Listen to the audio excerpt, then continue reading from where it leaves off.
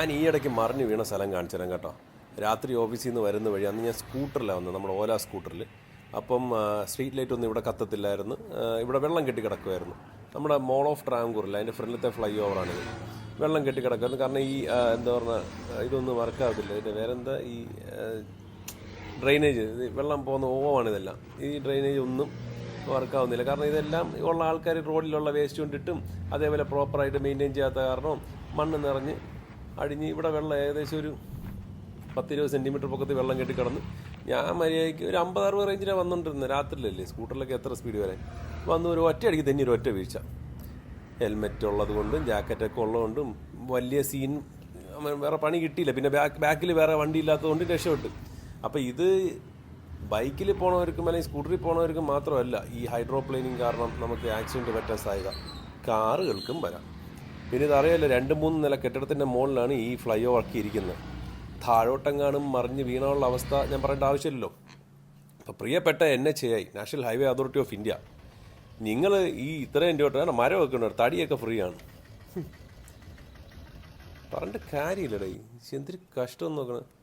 ഇപ്പോഴും ഈ വണ്ടികളൊക്കെ ഇങ്ങനെ തന്നെ പാർക്ക് ചെയ്യണം. തിരുവല്ലം ടോളിൻ്റെ അടുത്താണ്. പോട്ടെ. അപ്പം national highway authority of India നിങ്ങൾ ശ്രദ്ധിക്കേണ്ടതെന്ന് വെച്ചാൽ, നിങ്ങൾ ഇത്രയും രൂപ ടോൾ വാങ്ങിക്കുമ്പോൾ അറ്റ്ലീസ്റ്റ് ആഴ്ചയിൽ ഒരു ദിവസമെങ്കിലും ഒരു സ്റ്റാഫിനെ, ഒരു ഓഡിറ്റ് ചെയ്യുന്ന സ്റ്റാഫിനെ ഒരു 5 കിലോമീറ്റർ വെച്ച് അവർക്ക് ഡ്യൂട്ടി കൊടുക്കുക. ഇതുവഴി പോയിട്ട് ഇതെല്ലാം വർക്കാവുന്നുണ്ടോ ഇല്ലേ എന്നൊക്കെ നോക്കാൻ വേണ്ടി. ഒരുത്തൻ ചത്തിട്ടല്ല ഇതൊന്നും നോക്കേണ്ടത്, നിങ്ങൾ മനസ്സിലാക്കണം. കാരണം ഇത് എത്ര വലിയ സേഫ്റ്റി ഉള്ള വണ്ടിയാണെങ്കിലും എത്രയാണെങ്കിലും ഈ വെള്ളത്തിൻ്റെ മുകളിൽ സ്പീഡിൽ കയറിക്കഴിഞ്ഞാൽ നമുക്ക് ബ്രേക്കൊന്നും പിടിച്ചാൽ കിട്ടത്തില്ല. നമ്മൾ സിറ്റിംഗ് ഡക്സാണ്. ഞങ്ങളെല്ലാം കോക്രോച്ചസ് ആണോ? കോക്രോച്ചസ്. ഞങ്ങളുടെ ജീവനൊരു വിലയില്ലേ? ഞാൻ ഈയിടയ്ക്ക് ഞാൻ തന്നെ ഇന്ന് എൻ്റെ ഓഫീസിൽ നിന്ന് പറഞ്ഞാൽ ഞാൻ കണ്ടാണ്. അവസാനം വണ്ടി നിർത്തി ഞാൻ വീഡിയോ എടുത്തു. കാരണം എന്ത് ചെയ്യാനാണ്, ഇതൊക്കെ നമുക്ക് പോയാളിയാ. ഇതിപ്പം നമ്മൾ ബൈക്കിലെന്നല്ല കാറിലായാലും കിട്ടും. നമ്മൾ മര്യാദയ്ക്ക് പോയിരിക്കും. ചിലപ്പോൾ ബാക്കിലുള്ള കാറുകാരനായിരിക്കും വന്ന് ബ്രേക്ക് ഇതിൻ്റെ വെള്ളത്തിൻ്റെ മുകളിൽ കയറി നമുക്കൊന്ന് പണിയിടുന്നത്. ഇതുവഴി വരത്തമ്മ പോണ സ്പീഡൊക്കെ അറിയാമല്ലോ, ഞാൻ പറയേണ്ട ആവശ്യമില്ലല്ലോ. എന്തായാലും എനിക്കിത് കണ്ടപ്പോൾ ഷെയർ ചെയ്യാൻ തോന്നി. ഞാൻ എന്തായാലും അവർക്ക് അയച്ചു കൊടുക്കും വീഡിയോ. ഒന്നും നടക്കാൻ പോണില്ല, നമ്മളൊക്കെ ചത്താലും അവന്മാർക്ക് എന്ത്. അപ്പോൾ എനിക്ക് പറയാനുള്ള ഒരു ഒറ്റ കാര്യമേ ഉള്ളൂ, പ്രിയപ്പെട്ട സുഹൃത്തുക്കളെ, ഈ മഴയത്താണെങ്കിൽ പയ്യെ നോക്കി കണ്ടും പോവുക. നല്ല ഒരു ഗ്യാപ്പ് ഇട്ട് പോവുക.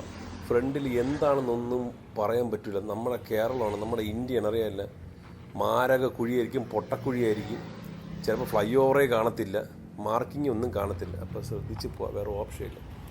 അപ്പം താങ്ക് യു സോ മച്ച്.